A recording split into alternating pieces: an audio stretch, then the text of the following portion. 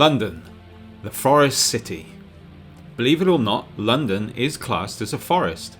To be a forest, all you need is 20% trees, which London has, due to its parks and many tree-lined avenues. Big and green, isn't it? London, the city of London.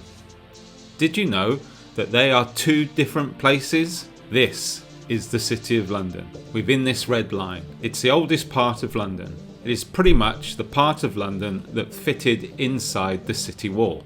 Why is it seen as a different place? Well, it is governed by its own rules and laws, and has its own police force.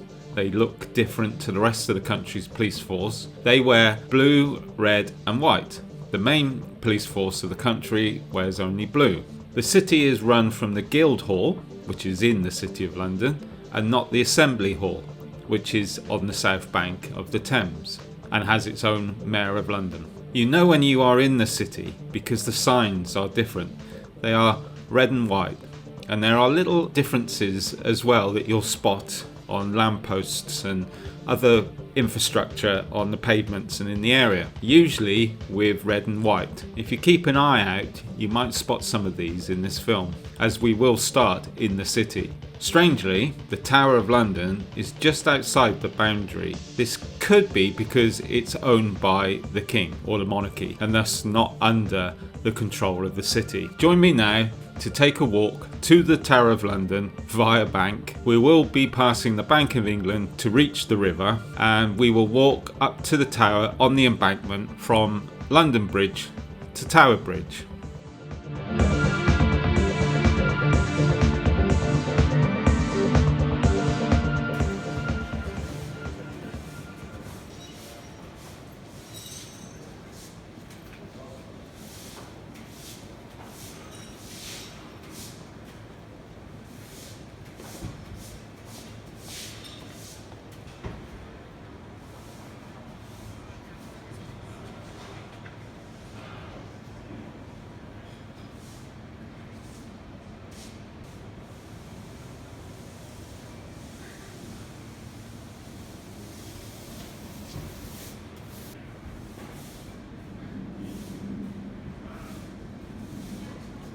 When walking around London, you often find narrow alleyways and passages like this.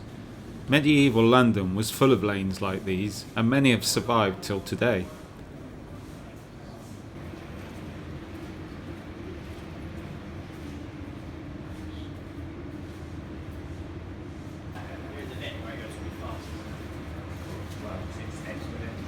This is one of the less grand entrances to the Guildhall, which is a very large complex of buildings from where the City of London is governed.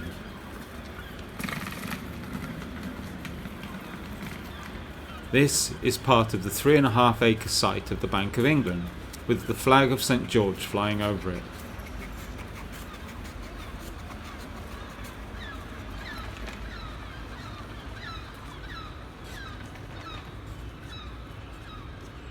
The Old Lady of Threadneedle Street, as the bank is known, arrived here in 1734 and slowly grew to cover the 3.5 acre site we see today.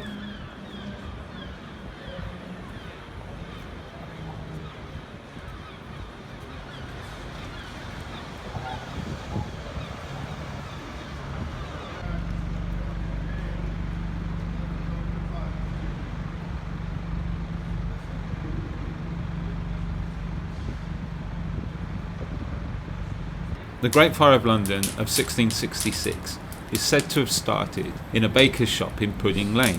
It burnt for almost 5 days and destroyed 13,000 tightly packed wooden houses, including 87 churches, as well as St Paul's Cathedral.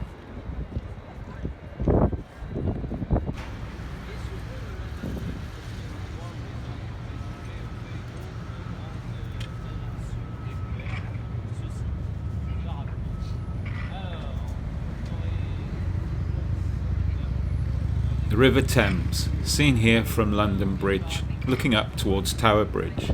This is a very busy river. The first police force in the world was created here on the River Thames to protect the ships, storehouses and their cargo from robbers. and there you can see the Tower of London just nestled in there against the river.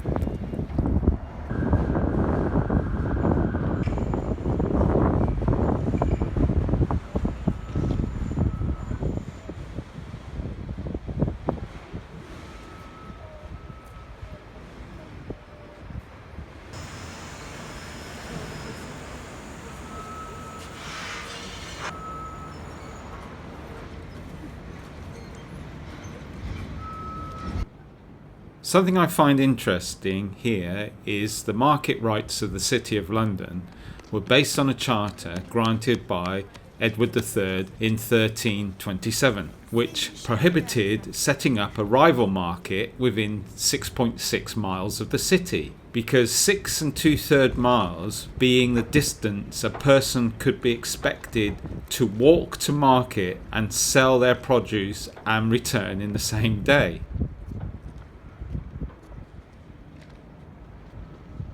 HMS Belfast is now a museum and permanently moored here on the Thames. It is a light cruiser and it did see action in World War II. It was hit early on in the war and brought back to England to be repaired, and was upgraded with new guns and things like radar, which made the ship stronger than when it was first launched. It was one of the ships that took part on the 6th of June for the D-Day landings in France.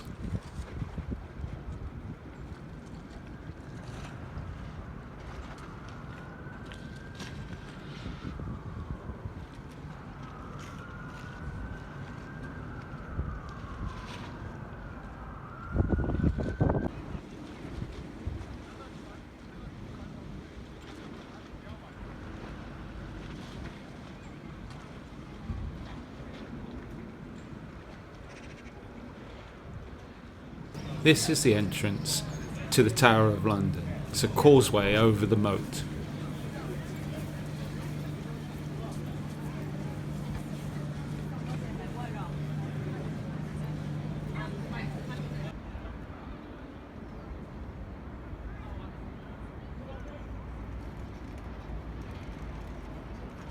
The first attempt to fill the moat with water didn't work. It took Edward I to come along and build a second wall around the tower and engineer the moat correctly in 1270 for it to hold water. The moat was on 3 sides of the tower, with the river acting as the 4th part of the barrier.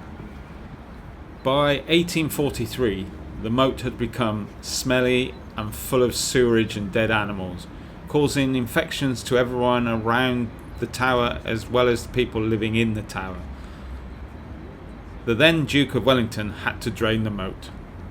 It has never been refilled since.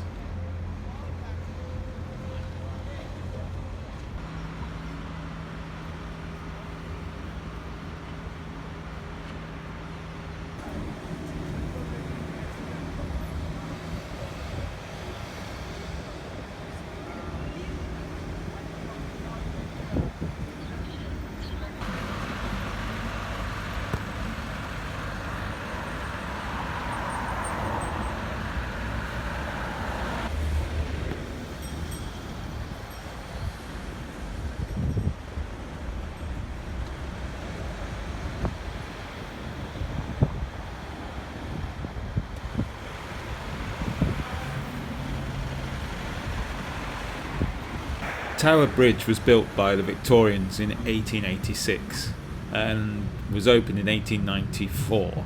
It is a cantilever bridge, which means it can open to allow tall ships through.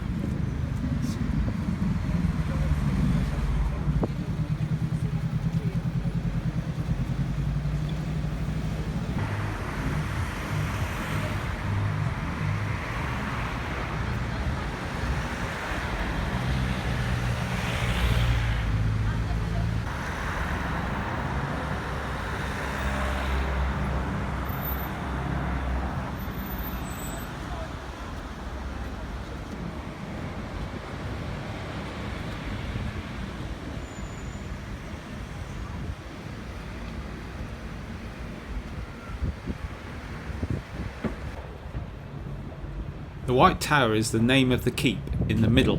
with the 4 towers in each corner.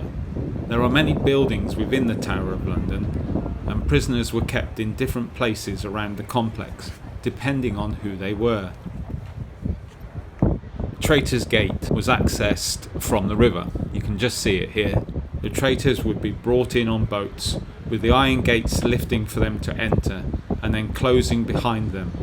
They would know they would never be leaving alive.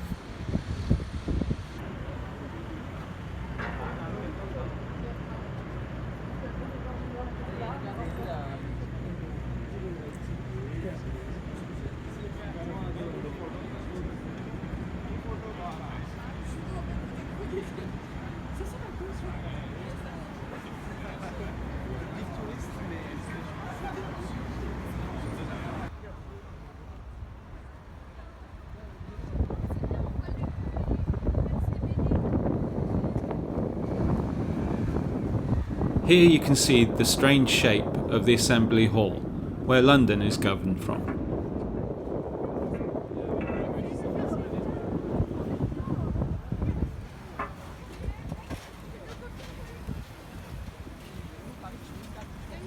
This is the point in the middle of the bridge, where the 2 sections open to let the ships come through.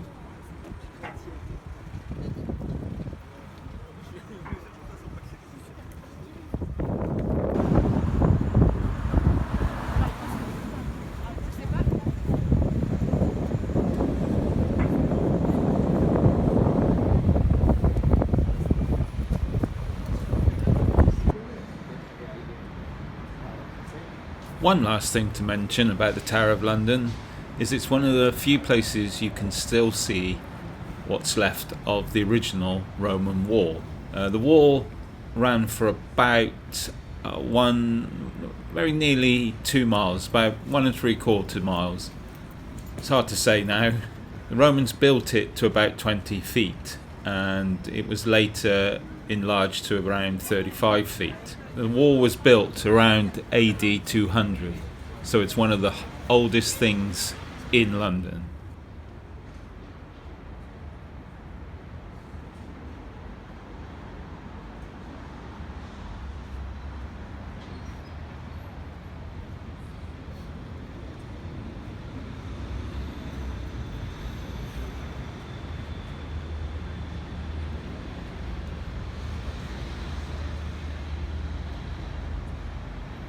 There is a lot more to learn about the Tower of London, and it is well worth a visit if you are in the city. Thanks for watching.